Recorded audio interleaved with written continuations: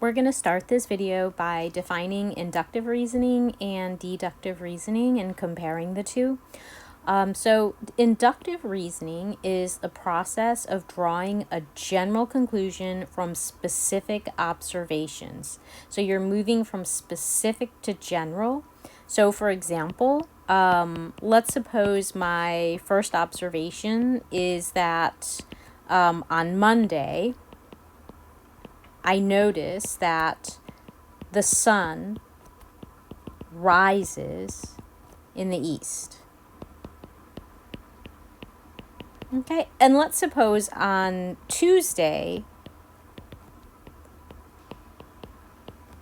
I also notice that the sun rises in the east.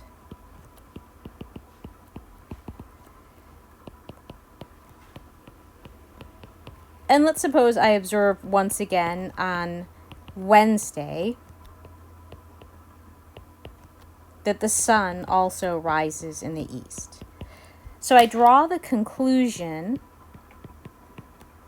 that the sun always rises in the east. Okay, so this is an example of inductive reasoning because I'm looking at three specific observations to draw my general conclusion. So this conclusion may or may not be true, and this is why we sometimes call it a conjecture. Now let's contrast this to deductive reasoning. Okay, in deductive reasoning is the process of reaching a conclusion by applying general assumptions, rules, procedures, or principles. So a really classic example of this is to start with the premise. All men are mortal. And then we have a specific example. We have Socrates is a man. And we have our conclusion. Therefore, Socrates is mortal. So this is just a classic example of deductive reasoning. Because here we have a general assumption or general rule, and we have a specific case here that Socrates is a man, and therefore we draw our conclusion using deductive reasoning. So we're applying this general assumption to the specific case. So we're going to do a couple examples now where we're being asked to determine whether the argument is an example of inductive reasoning or deductive reasoning. So first example, all spiders have 8 legs. The creature on my wall is a spider, so it has 8 legs. So what do you think in this case? Deductive reasoning or inductive reasoning? Okay, in this case, we have the general assumption, okay, and we have a specific case here. There's some spider on my wall, and therefore it must have 8 legs. So we're drawing the conclusion by applying our general rule or principle here. And so this is a case of deductive reasoning.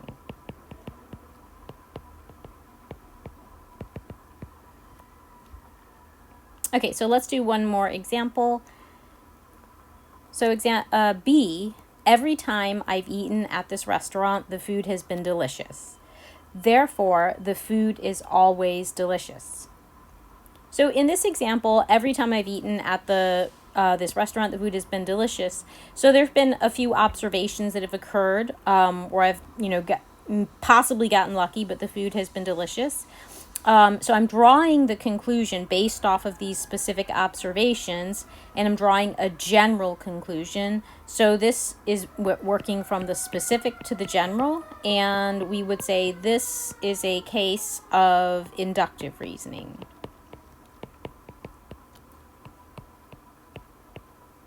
It's possible that I'm wrong. Okay, so let's do another example here. So in this example, we're going to use inductive reasoning to predict the most probable next number on the list. Okay, so this is what we call a sequence here. We have a sequence of numbers. One of the first things I always try to do when working with the sequence is I look at the difference between the numbers.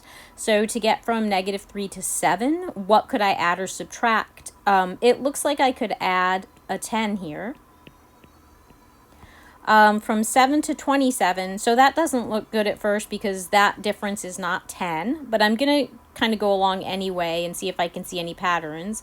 The difference between 27 and 27 is 20. The difference between 27 and 37 is 30.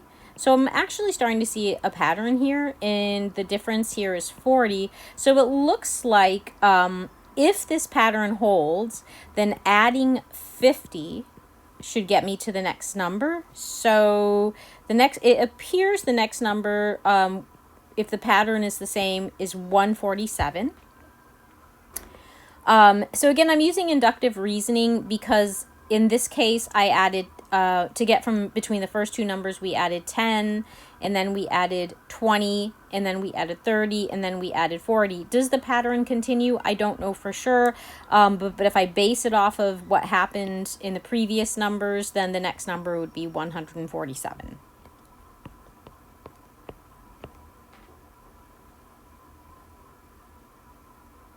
Okay, in the next example, we're going to use deductive reasoning to show that the following procedure always produces twice the original number. Okay, so that's 2 times x or 2 times n, whatever you decide to name your original number. So it says, so here's the procedure. Pick a number, subtract 7 from the number, and multiply the difference by 4. Add 28, then subtract twice the number. So the question is, will this result in twice the original number? So we're going to try this. So let's do the first thing here. Let's pick a number and let's just call it n.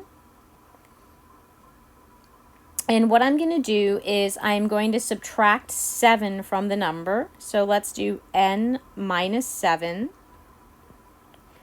And then we're going to multiply the difference by 4.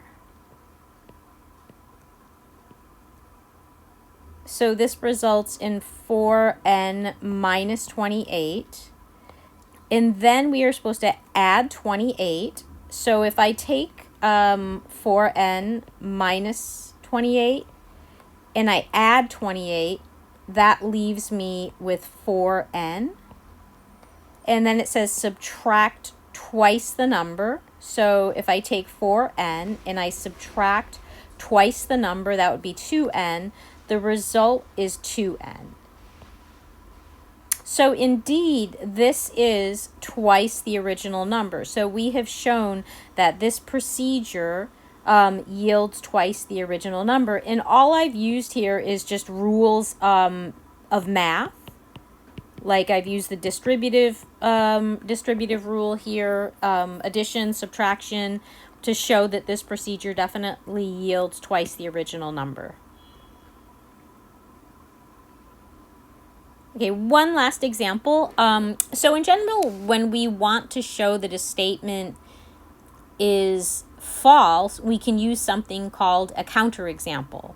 So in this example, I would like to know, is the statement x squared is strictly greater than x always true when x is a real number? So in other words, if I take a number, like let's say I take x equal 5, and let's suppose I square that number. Is the resulting number here always going to be strictly greater than the number x itself? So in this case, yes, 25 is greater than 5. So in this case, the statement is true. So the question is it always true? Is it true for every real number x? And in this case, it's actually not always true. And all I have to do to prove that to you is find one counterexample.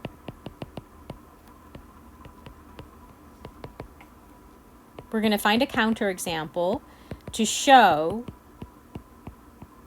that x squared greater than x is not always true.